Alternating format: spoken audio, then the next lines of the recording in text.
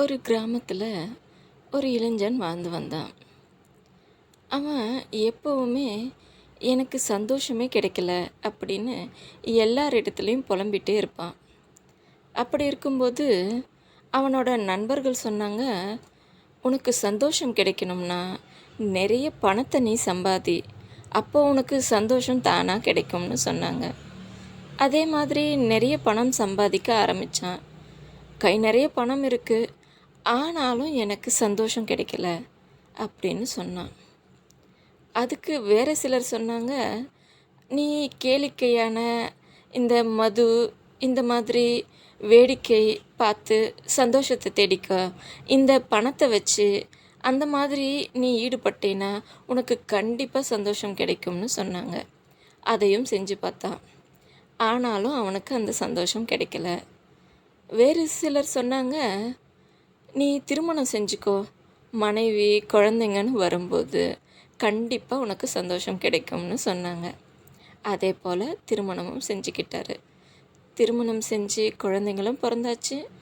ஆனாலும் அவர் நினச்ச மன நிம்மதி, சந்தோஷம் அவருக்கு கிடைக்கவே இல்லை. இப்படியே நாட்கள் போச்சு.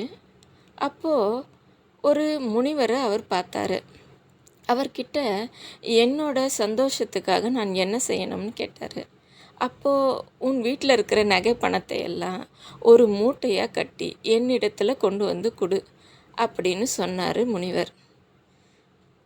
அதே போல் அவரும் தன் நகை பணம் எல்லாத்தையும் ஒரு மூட்டையாக கட்டி கொண்டு வந்து சாமியார் இடத்துல கொடுத்தாரு. அதை தூக்கிக்கிட்டு அந்த சாமியார் ஓட ஆரம்பித்தார். இதை பார்த்ததும் அதிர்ச்சி ஆயிட்டார் இந்த இளைஞர். நம்மளோட பணத்தை எல்லாம் தூக்கிட்டு ஓடுறாரு, அப்போ இவர் உண்மையான சாமியார் இல்லையா அப்படின்னு பின்தொடர்ந்து ஓட ஆரம்பித்தார்.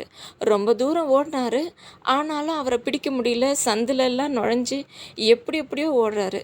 கடைசியில் அவர் வந்த இடத்துக்கே வந்து சேர்ந்துட்டார் முனிவர். இவரும் பின்னாடியே ஓடி வந்தார். அப்போ அந்த பண மூட்டையை அவர்கிட்ட கொடுத்தாரு. இந்தாப்பா உன்னோட பண மூட்டைன்னு. ரொம்பவே சந்தோஷப்பட்டார் அந்த இளைஞர். இப்போது உன்னோட சந்தோஷம் உனக்கு திருப்பி கிடைச்சிச்சா அப்படின்னு கேட்டார். ஆமாங்க, உண்மைதான். சந்தோஷம் வேற எங்கேயும் இல்லை, உன்னிடத்திலேயே தான் இருக்குது. அதை இல்லைன்னு நினச்சி நீ எங்கெங்கேயோ தேடி அலைஞ்சிக்கிட்டு இருக்க.